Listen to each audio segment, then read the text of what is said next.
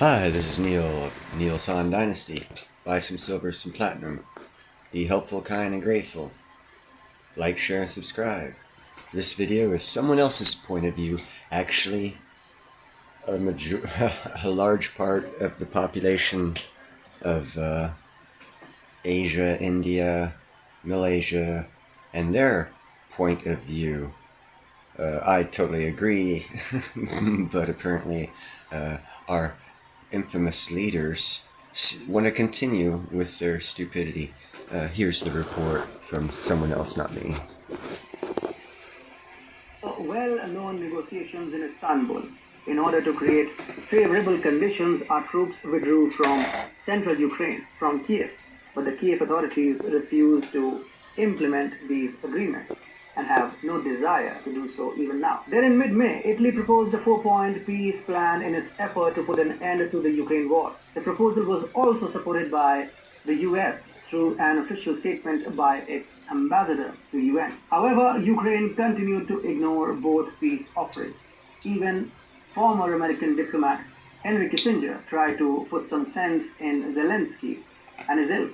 He said, parties should be brought to peace talks within the next 2 months. Rather, it irked dim-witted Zelensky, and in a video address he attacked the senior diplomat. You get the impression that Mr. Kissinger doesn't have 2022 on his calendar, but 1938, and he thinks he's talking to an audience not in Davos, but in Munich back then. Then there was a report by CNN that detailed how US officials were meeting with their British and European counterparts to discuss possible plans to end the Ukraine war, even when Macron asked not to humiliate Russia, as that wouldn't help in post-war diplomatic efforts.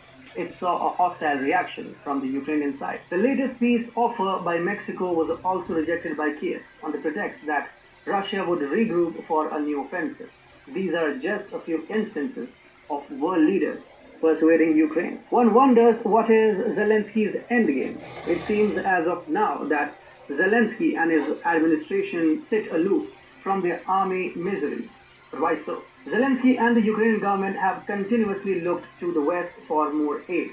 At the CEO Council summit in May, Zelensky cited a figure of $600 billion for rebuilding Ukraine. He's also said that Ukraine needs $7 billion in support per month to persist in the war. What is to be noted here is that any aid which comes to Ukraine will fall directly into the hands of the Zelensky administration. This, however, is not enough to satisfy Mr. Zelensky's gluttony. To line his pockets, he is doing something that might shock you. There is overwhelming evidence that many of the weapons that the US, the UK, and other NATO nations lavishly delivered to Ukraine have ended up on the dark web. The Ukrainian traders claim to offer not just small arm or body armor on the dark web, but also such sophisticated hardware as Javelin and NLAW anti-tank systems, or Phoenix, Ghost, and Switchblade explosive drones. Also, as the Ukraine war has progressed, we have witnessed that Ukraine is just a battleground between the US and Russia. The enormous loss dealt by Ukraine is not its own doing.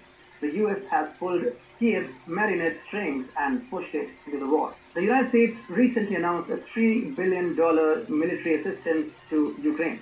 Not only this, but Pentagon also signed a $182 million contract with arms manufacturer Raytheon to assist Ukraine by August 2024. Adding more to that, the White House has asked Congress to approve $13.7 billion in emergency funds for Ukraine. In every sense, this will only prolong the war.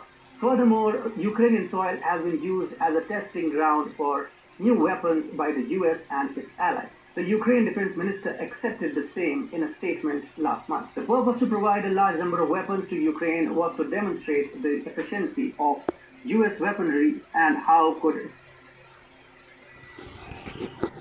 I swear Joe Biden in that picture looked like Jeff Dunham's old man, who I don't recall his name, his puppet, an old man puppet, like Ed or something like that. That's what Joe Biden looked like right then.